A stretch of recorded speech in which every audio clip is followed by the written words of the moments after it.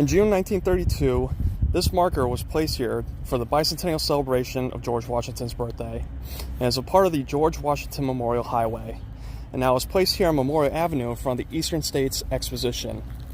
And the reason why is because George Washington came through West Springfield on two separate occasions, once in June 1775 when he went to take command of the Continental Army as a general out in Cambridge. The other time was on September 21st, 1789, when he was doing his Northeast tour after becoming the very first president of the United States.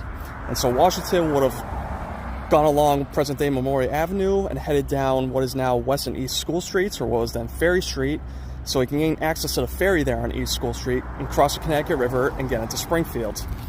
Now, there's a little local story here that connects to Washington, and that involves one Jonathan Parsons.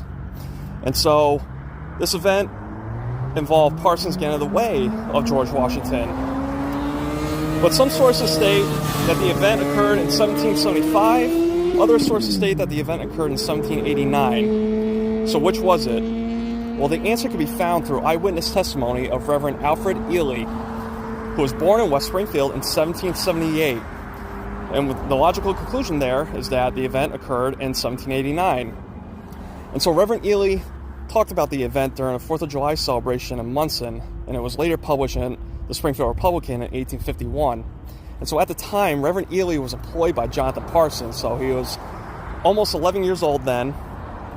And according to his account, Jonathan Parsons and his team were in the way, and this may have been along Main Street or Shad Lane, according to other sources.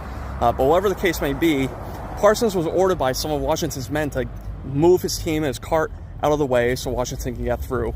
To which Parsons replied that he has as much of a right to the road as Washington himself. And so eventually Washington gets to Ferry Street. He's going to get to the boat. But while he was waiting there, Reverend Ely ran over to see George Washington himself. And while he was over there, he overheard Washington state that Parsons was right and he had as much of a right to the road as himself.